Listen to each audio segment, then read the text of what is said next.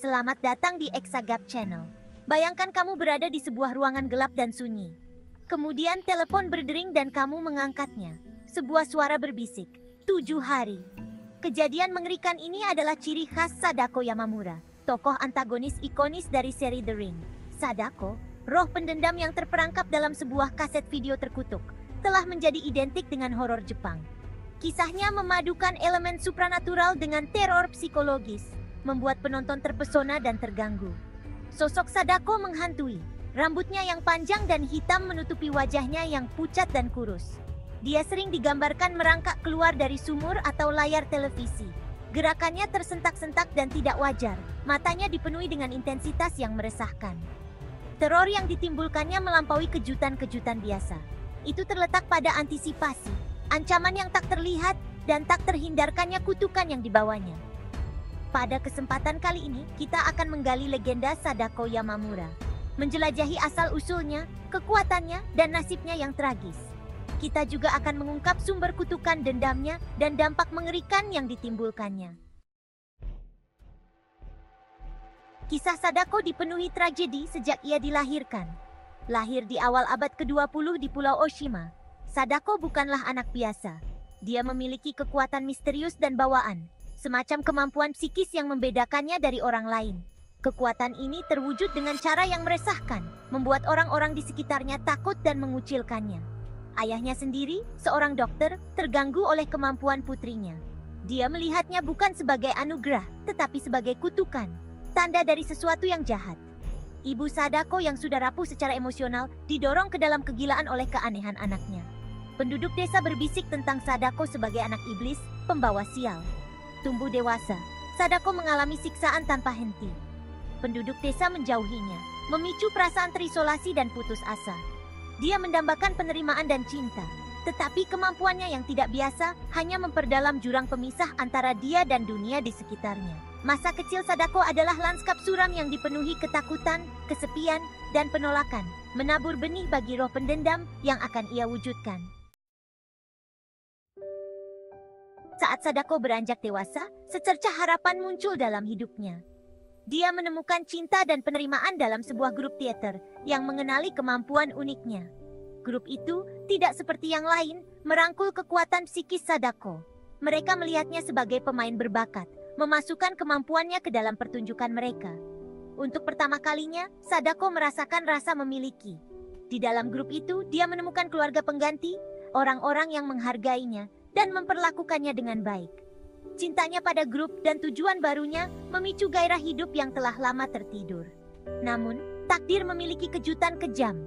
Kecemburuan dan ketakutan muncul dalam diri salah satu anggota grup, seorang pria bernama Hiroshi. Terancam oleh popularitas Sadako yang semakin meningkat, dia menyebarkan desas-desus keji tentang kemampuannya, membangkitkan kembali ketakutan penduduk desa. Bisikan-bisikan tentang Sadako sebagai iblis muncul kembali, menghancurkan kedamaian rapuh yang telah dia temukan.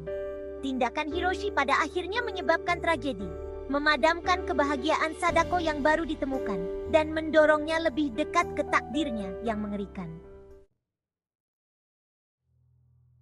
Kebangkitan kembali rasa takut dan kebencian terhadap Sadako memuncak dalam tindakan kekerasan yang mengerikan. Didorong oleh mentalitas massa yang dipicu oleh kebohongan Hiroshi, penduduk desa secara brutal menyerang Sadako. Mereka mengejarnya sepanjang malam, wajah mereka dipenuhi amarah dan ketakutan. Sadako, dikhianati dan ketakutan, mendapati dirinya terperangkap di tepi sumur yang dalam dan gelap.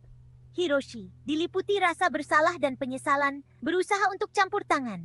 Dia memohon kepada penduduk desa untuk berhenti, tetapi permohonannya tidak didengar. Dalam kekacauan berikutnya, Sadako didorong ke kedalaman sumur. Jeritannya ditelan oleh kegelapan. Penduduk desa menutup sumur, menjebak Sadako di dalam kuburan air yang dingin. Kematian Sadako tidaklah damai. Dia berpegang teguh pada kehidupan, menanggung penderitaan dan keputusasaan selama berhari-hari dalam kegelapan sumur yang menyesakkan.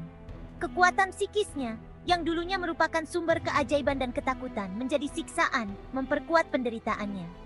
Saat hidupnya memudar, kesedihan dan amarah Sadako membara, berubah menjadi kutukan pendendam yang kuat.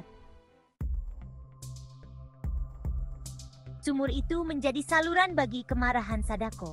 Rohnya yang tidak dapat menemukan kedamaian tetap terperangkap di kedalamannya. Kekuatan psikisnya terjalin dengan kegelapan. Kutukan Sadako lahir dari kedalaman penderitaannya. Perpaduan kuat antara kekuatan supranatural dan dendam abadi. Ia berusaha tidak hanya untuk melarikan diri dari penjara airnya, tetapi untuk menimpakan kepada orang lain siksaan yang dialaminya.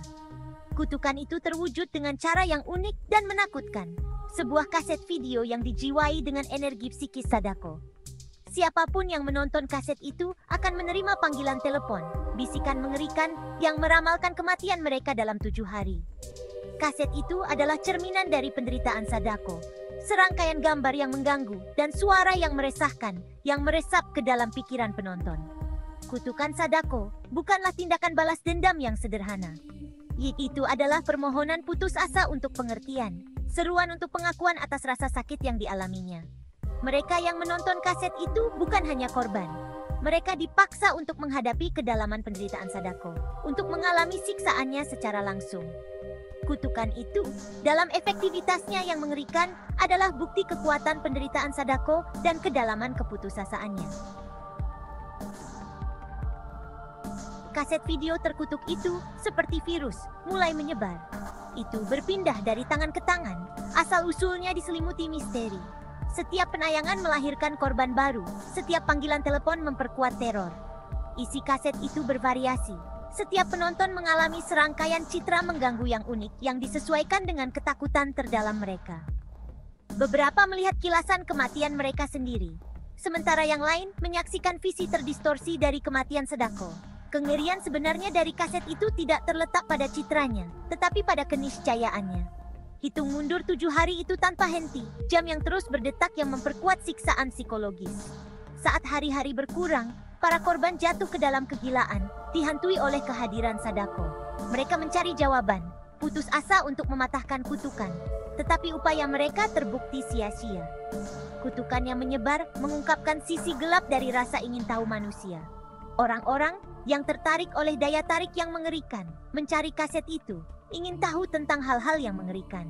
Legenda kaset itu tumbuh dengan setiap korban, memicu ketenarannya, dan memastikan penyebarannya yang berkelanjutan. Jangkauan Sadako melampaui kuburan. Kutukannya adalah sensasi viral yang mencengkeram masyarakat dalam pelukan yang mengerikan. Tenggat waktu 7 hari yang diberlakukan oleh kutukan Sadako memicu perlombaan putus asa melawan waktu. Para korban yang didorong ke ambang kegilaan mencari cara untuk menghindari malapetaka yang akan datang. Beberapa mencari penghiburan dalam pengobatan tradisional, berpegang teguh pada ritual kuno dan cerita rakyat. Yang lain mempelajari dunia teknologi, berharap untuk menemukan penjelasan ilmiah untuk kutukan itu. Terlepas dari upaya mereka, kutukan itu tetap tak tergoyahkan. Hitung mundur berlanjut. Langkahnya yang tak henti-hentinya menjadi pengingat konstan akan kematian mereka. Para korban mengalami berbagai fenomena mengerikan, halusinasi, penglihatan mimpi buruk, dan manifestasi fisik dari kehadiran Sadako. Kutukan itu, seperti parasit, memakan rasa takut mereka, tumbuh lebih kuat setiap hari. Saat hari ke-7 mendekat, para korban mencapai titik tanpa harapan. Nasib mereka tampaknya telah ditentukan, upaya mereka untuk mematahkan kutukan terbukti sia-sia. Saat-saat terakhir seringkali yang paling menakutkan. Dengan kehadiran Sadako menjadi luar biasa. Dia muncul dari layar televisi, merangkak keluar dari sumur dan menghantui mimpi mereka. Pembalasan dendamnya memuncak dalam klimaks yang menakutkan. Kutukan Sadako, meskipun menakutkan, menjadi fenomena budaya. Kisahnya lahir dari tragedi dan didorong oleh balas dendam, beresonansi dengan penonton di seluruh dunia. Seri The Ring, yang mencakup novel, film, dan adaptasi televisi, menangkap imajinasi jutaan orang, memperkuat tempat Sadako dalam sejarah horor. Warisan Sadako melampaui kejutan-kejutan dan citra mengerikan. Kisahnya mengeksplorasi tema isolasi, ketakutan, dan konsekuensi dari kebencian yang tidak terkendali. Ini berfungsi sebagai kisah peringatan, menyoroti bahaya prasangka dan dampak buruk dari mentalitas massa. Kutukan Sadako, meskipun lahir dari kegelapan, pada akhirnya mencerminkan kegelapan dalam diri manusia itu sendiri. Citra Sadako telah menjadi ikon. Wajahnya yang pucat dan rambut hitam panjangnya langsung dikenali sebagai simbol horor Jepang. Kisahnya terus menginspirasi banyak interpretasi, dari seni penggemar dan cosplay, hingga analisis akademis dan diskusi filosofis. Warisan Sadako, seperti kutukannya, tetap ada. Pengingat yang mengerikan akan kekuatan ketakutan dan daya tarik abadi dari kisah yang benar-benar menakutkan. Kisah Sadako Yamamura, meskipun fiktif, menyentuh ketakutan primitif yang beresonansi mendalam dengan penonton. Asal-usulnya yang tragis, ditambah dengan kutukan pendendamnya, menciptakan narasi mengerikan yang melampaui batas budaya. Seri The Ring, melalui berbagai adaptasinya, telah menjadi fenomena global, memperkuat tempat Sadako sebagai ikon horor. Kisahnya terus menarik dan menakutkan, memicu diskusi tentang sifat ketakutan, daya pikat hal-hal yang mengerikan, sab dan konsekuensi dari prasangka masyarakat. Warisan Sadako melampaui ranah horor, menawarkan wawasan tentang kondisi manusia dan kekuatan penceritaan yang abadi. Terima kasih sudah menonton cerita kali ini. Jangan lupa like, subscribe, dan nyalakan lonceng notifikasi untuk update cerita horor lainnya. Sampai jumpa di video berikutnya.